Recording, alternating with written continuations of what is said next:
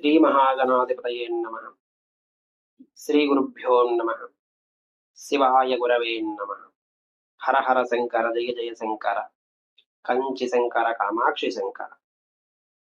శ్రీ కంచి పరమాచార్య లీలలు కుంభాభిషేకం జ్ఞాపకం. పరమాచార్య స్వామి వారి జ్ఞాపక శక్తి అమోఘం. ప్రతి చిన్న విషయాన్ని జ్ఞాపకం ఉంచుకొని సరైన సమయంలో వాటిని తిరిగి చేస్తూ ఉంటారు. అటువంటి ఒక సంఘటన మీకోసం. మహాస్వామి వారు ప్రకృతి ప్రేమికులు. యాత్రా సమయాలలో వారు ఎప్పుడూ పాకలలోను, సత్రాలలోను, చెట్ల కింద, బయటి ప్రదేశాలలో ఎక్కువగా నివసించేవారు. ఒకసారి వారు మన ఆంధ్రదేశంలో పర్యటిస్తున్నారు. రోడ్డు పక్కన ఒక పాకలో ఉన్నారు. ఒక భక్తుడు మహాస్వామి వారి దర్శనానికై కారులో వచ్చాడు.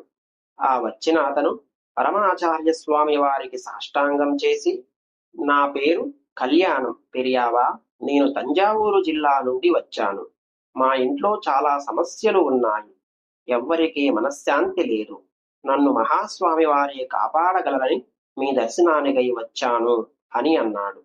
మహాస్వామి వారు అతన్ని కూర్చోమని చెప్పి అతని గురించి వాకబు చేసి వారి సమస్యలన్నీ విన్నారు.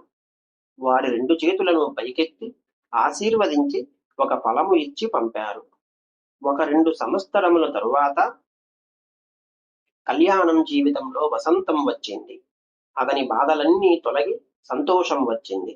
అతను మహాస్వామి వారికి కృతజ్ఞతలు చెప్పుకోవడానికి మళ్ళీ స్వామివారి దర్శనానికి వచ్చాడు. అప్పుడు కూడా మహాస్వామి వారు యాత్రలోనే ఉన్నారు. అతను మహాస్వామి వారి దర్శనం చేసుకొని తన కష్టాలు తొలగిపోయినందుకు మహాస్వామి వారికి నమస్కరించి నిలుచున్నాడు. పరమాచార్య స్వామి వారి అవ్యాజ కరుణా కటాక్షాల వల్ల మేము ఈ రోజు సంతోషంగా ఉన్నాము. కావున నా మనస్సంతోషము కోసం శ్రీమఠానికి ఏమైనా సమర్పించాలని అనుకుంటున్నాను అని అన్నాడు. పరమాచార్య స్వామి వారు నవ్వి, నువ్వు ఇప్పుడేమీ సమర్పించనక్కరలేదు అని అన్నారు. కళ్యాణం అన్యమనస్కంగా అక్కడి నుండి వెళ్ళిపోయాడు. కొన్ని సంవత్సరాలు గడిచిపోయాయి. చిదంబరంలోని తిల్లై నటరాజస్వామి వారి ఆలయ కుంభాభిషేకానికి ఏర్పాట్లు ఘనంగా జరుగుతున్నాయి. ఒకరోజు ఉదయం స్వామివారు పిలిచారని శ్రీమఠం నుండి కబురు వచ్చింది. శ్రీమఠం శ్రీకార్యం తిరు టిఎన్ కృష్ణమూర్తి గారు నేను వెళ్ళి మహాస్వామి వారి వద్ద నిలబడ్డాము. మహాస్వామి వారు మేనాలో కూర్చొని కుంభాభిషేకానికి జరగవలసిన తిరుమరై సంగీతం, తిరుమరై సదస్సు, తిరువాచక పారాయణం, దీక్షితార్లు, చిదంబరం ఆలయ వంశపారంపర్య అర్చకులు, దీక్షితార్ల పిల్లల చేత శంభునాద స్తోత్ర పారాయణం వంటి ఏర్పాట్ల గురించి ఆదేశాలు ఇస్తున్నారు. ఇంతలో ఒకరు మహాస్వామి వారి దర్శనానికి వచ్చారు. మహాస్వామి వారు అతన్ని మాతో పాటు కూర్చోమన్నారు. ఆ వచ్చిన అతను కళ్యాణం, నువ్వు నన్ను ఫలానా రోజు ఫలానా చోట కలిశావు, గుర్తు ఉన్నదా అని మహాస్వామి వారు అతన్ని అడిగారు. అతను ఆశ్చర్యపోయాడు.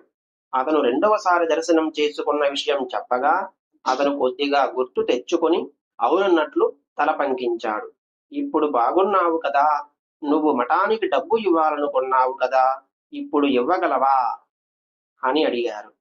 ఇప్పుడే సంతోషంగా ఇవ్వగలను పెరియావా అని అన్నాడు. ఆ డబ్బు శ్రీమఠం కోసం కాదు, చిదంబరం తిల్లై నటరాజస్వామి వారి కుంభాభిషేక సమయం. అక్కడ జరగవలసిన పనుల గురించి నేను వీళ్లకు చెప్పాను. ఆ పనుల కోసం నువ్వు ఇచ్చిన డబ్బు ఉపయోగిస్తాము. ఆ ధనం నటరాజస్వామికి చేరని నీవు వారితో చర్చించిరా అని అన్నారు. మేము ముగ్గురము బయటకు వచ్చి అన్ని విషయాలు చర్చించి లోపలికి వెళ్ళాము. పరమాచార్య స్వామివారు కూడా సంతోషించి మమ్మల్ని ఆశీర్వదించి పంపారు.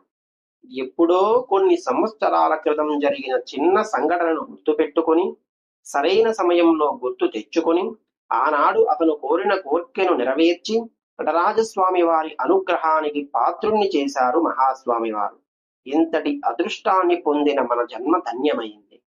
హర హర శంకర జయ జయ శంకర కంచి శంకర కామాక్షి శంకర. ఓం నమ శివాయ.